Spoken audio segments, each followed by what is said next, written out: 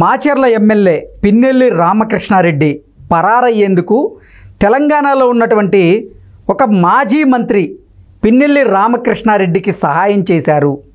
పిన్నెల్లి రామకృష్ణారెడ్డిని తప్పించింది తెలంగాణకు చెందిన ఆ మాజీ మంత్రే అంటూ రకరకాలుగా ఇప్పుడు ఒక వార్త సోషల్ మీడియాలో చక్కర్లు కొడుతున్నటువంటి నేపథ్యంలో అసలు ఆ మాజీ మంత్రి ఎవరు, ఆ మాజీ మంత్రికి పిన్నెల్లి రామకృష్ణారెడ్డికి ఉన్న సంబంధం ఏంటి, పిన్నెల్లి రామకృష్ణారెడ్డిని ఆ మాజీ మంత్రి ఎందుకు తప్పించేటువంటి ప్రయత్నం చేశారు అనే అంశానికి సంబంధించి మనతో మాట్లాడేందుకు ప్రముఖ రాజకీయ విశ్లేషకులు, ప్రముఖ సీనియర్ జర్నలిస్ట్ దుర్గా వడ్లమణి గారు మనతో ఉన్నారు. ఆవిడతో మాట్లాడదాం.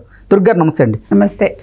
మాచర్ల ఎమ్మెల్యే పిన్నెల్లి రామకృష్ణారెడ్డి పరారయ్యేందుకు తెలంగాణకి చెందినటువంటి ఆ మాజీ మంత్రి పిన్నెల్లి రామకృష్ణారెడ్డికి సహాయం చేశారు అంటూ రకరకాలుగా ఇప్పుడు ఒక వార్త తెర మీదకి వచ్చిన నేపథ్యంలో అసలు ఆ మాజీ మంత్రి ఎవరు, ఆ మాజీ మంత్రి ఎందుకు పిన్నెల్లి రామకృష్ణారెడ్డికి సహాయం చేశారు, ఆయనకి పిన్నెల్లి రామకృష్ణారెడ్డికి ఉన్న సంబంధం ఏంటి అంటే ఏం చెప్తారు?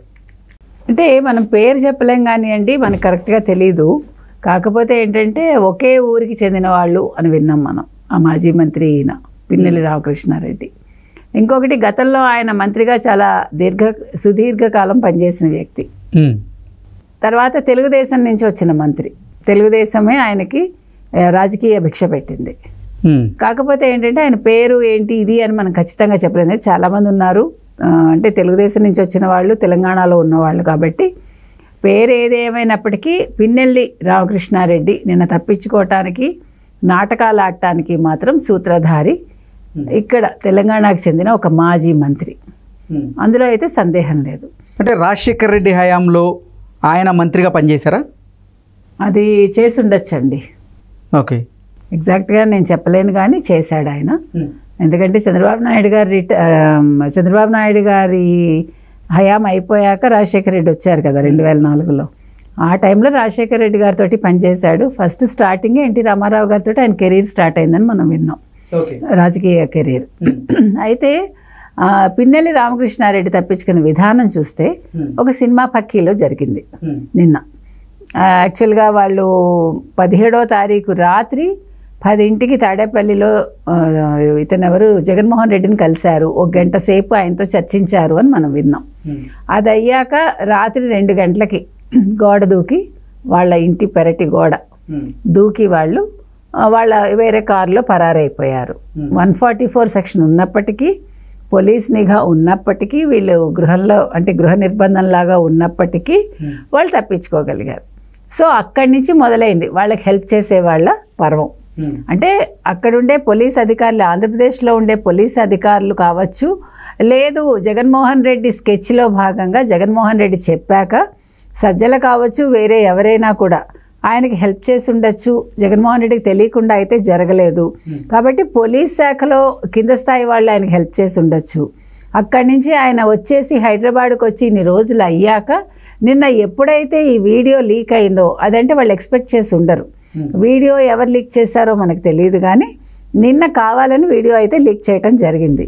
ఎందుకు చేసి ఉంటారు లీక్ చేసిన వాళ్ళని ఆలోచిస్తే మనకి ఎలాగా తెలుగుదేశం కూటమి వస్తుంది, ఈ జరిగిన అరాచకం ప్రజలకి తెలియాలి, ముఖ్యంగా కేంద్ర ఎన్నికల సంఘానికి కూడా తెలియాలి, వాళ్ళ దృష్టికి వెళ్ళాలి, ఈ పిన్నెల్లి సోదరులు అరెస్ట్ అవ్వాలి, వాళ్ళ మీద తగు చర్యలు ఉండాలి. లేదంటే వీళ్ళు ఇలాగే పెట్టలేకపోతారు, వీళ్ళు రేపొద్దున్న ఇంకా నియోజకవర్గాన్ని ఇంకా అతలాకుతలం చేసి ప్రజల మీద వాళ్ళు విరుచుకుపడతారు అనే ఒక ఉద్దేశంతో వాళ్ళు చేసి ఉండొచ్చు. వాళ్ళు ఎవరు అనేది మనకు తెలియదు, కానీ మొత్తానికి వాళ్ళు చేసింది మాత్రం మంచి పనే. అయితే అందరూ ఏమనుకున్నారు, ఎన్నికల సంఘం రిలీజ్ చేసింది అనుకున్నారు. మనందరం కూడా అలాగే అనుకున్నాం. కానీ ఇందాక ముఖేష్ కుమార్ మీనా కాసేపటి క్రితం ముఖేష్ కుమార్ మీనా కాసేపటి క్రితం ఆయన ఎన్నికల సంఘం దీన్ని రిలీజ్ చేయలేదు, ఇది ఎవరు రిలీజ్ చేశారో మేము తెలుసుకుంటాము అన్నారు. ఓకే, ఎవరు రిలీజ్ చేసినా ఇది ఒక మంచి పరిణామం.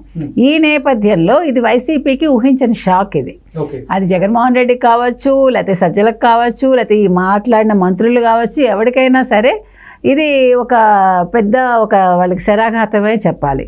సో ఈ నేపథ్యంలో వీళ్ళకి ఎవరైతే హెల్ప్ చేశారో మంత్రి, ఆయనకు అన్ని ఆనుపానులు తెలిసి ఉండాలి. అంటే ఏ రకంగా తప్పించవచ్చు అనేది ఆయనకు ఒక అవగాహన ఉండబట్టి కారు ఒకటి పంపించేసి డ్రైవర్ తోటి అందులో పాస్పోర్టు తర్వాత మిగతావన్నీ వదిలేశారు కదా ఆయనకు సంబంధించిన కార్డ్స్ వాటెవర్ వదిలేసి వీళ్ళు ఇంట్లో కూర్చుని హ్యాపీగా వాళ్ళ చెల్లెలు ఇంట్లో ఎక్కడో ఉన్నారని విన్నాం కుకట్పల్లిలో.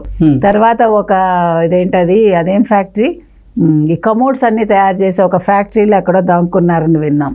సో ఇవన్నీ కూడా మరి పోలీసులు ఇక్కడంతా కూడా చెక్ చేయాలి కదా, అది ఎవరికైతే చెందిందో వాళ్ళని పట్టుకుని వాళ్ళని విచారించాలి కదా, వాళ్ళ సిస్టర్ ఇంటికి బలగాలు వెళ్ళాలి కదా.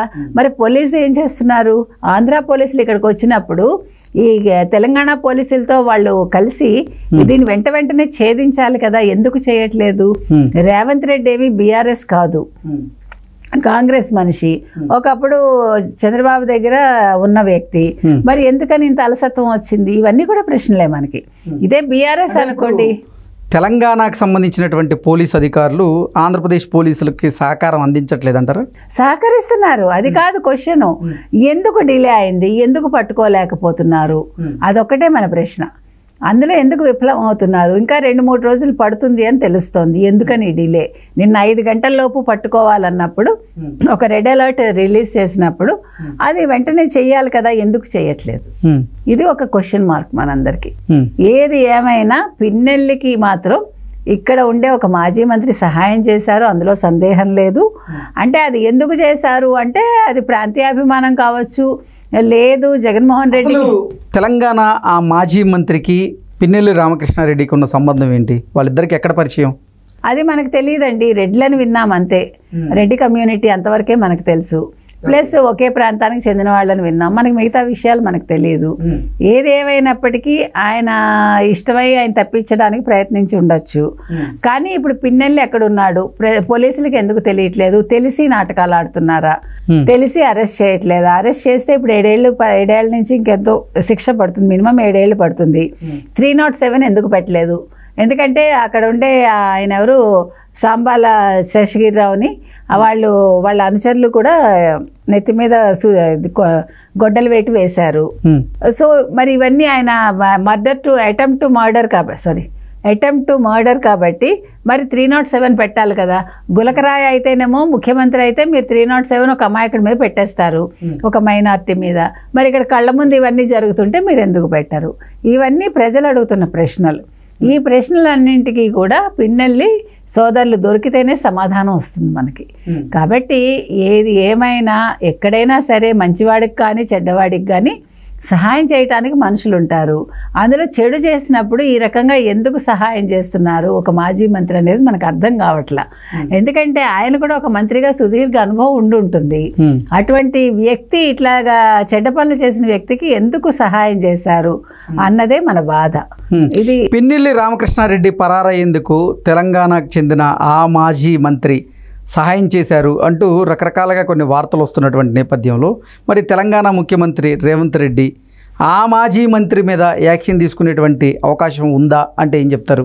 ఉండొచ్చండి, ఇంకా తెలియదు మనకి. We have to wait and see. ఎందుకంటే రేవంత్ రెడ్డి కూడా ఊరుకునే మనిషి కాదు ఆయన, కొంచెం అంటే వెంటనే స్పందించే మనిషి. అందులో ముఖ్యంగా ఇలాంటి విషయాల్లో ఆయన ముందే ఉంటారు, అంటే ఏదైనా చెడు జరుగుతోందంటే. కాబట్టి తప్పకుండా రేవంత్ రెడ్డి గారు దీని మీద దృష్టి పెడతారని, హెల్ప్ చేసిన వ్యక్తి ఎవరైతే ఉన్నారో ఆయన మాజీ మంత్రి కావచ్చు మరొకరు కావచ్చు, ఆయన మీద కూడా తగు చర్యలు తీసుకుంటారని, ఈ పిన్నెల్లి రామకృష్ణారెడ్డిని పట్టించడంలో ఆయన త్వరితగతిని తన పోలీస్ శాఖకి ఆదేశిస్తారని ఎదురుచూద్దాం. ఓకే అండి, థ్యాంక్ యూ సో మచ్.